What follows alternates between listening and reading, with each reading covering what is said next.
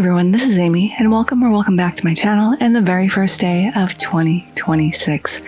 Today we're making Pavlova.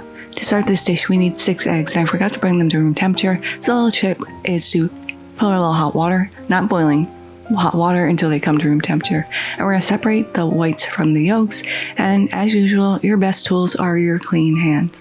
Now I'm not going to waste these yolks, I'm going to salt cure them in the fridge. Just big layer of salt. Put the yolk on top. It's really good to grate on top of pasta, salads. Cover with a little bit more salt, pop a lid on that, and let that sit in the fridge and cure until they are hard. I'll show you what they look like a little later down the line. Let's prep our baking sheet with a little parchment. I like using a parchment round underneath. That way I don't have to use pencil or pen.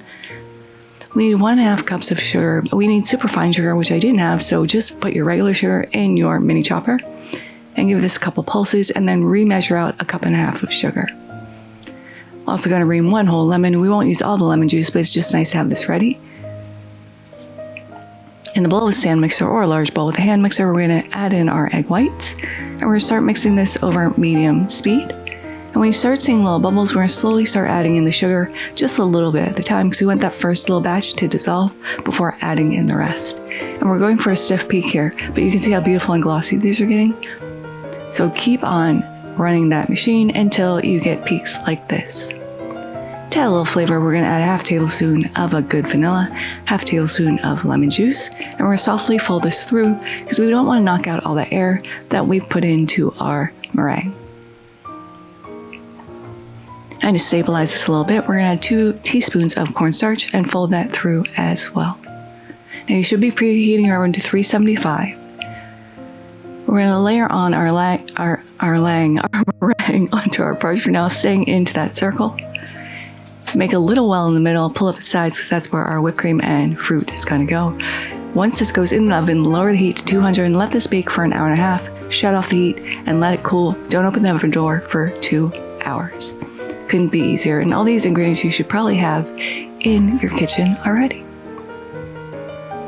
While that's cooling, I'm just slicing up some fruit. You can use whatever fruit that you like, but I'm just using a variety of tropical fruits and berries because I think it'll just look beautiful.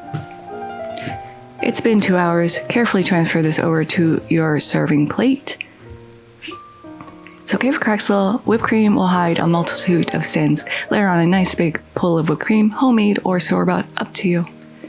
Then start layering on your fruits in a decorative pattern, or just toss them on top. It doesn't matter. This is your Pavlova. You can do whatever the heck you want with it. And this is looking pretty stunning, if I do say so myself. Now I could have let this set up a little bit more, but I was impatient. The next day, after this had sat in the fridge for a while, it was absolutely perfect. Very ungracefully put a little piece on my plate, and we'll go ahead and give this a taste. I'm really excited to try this.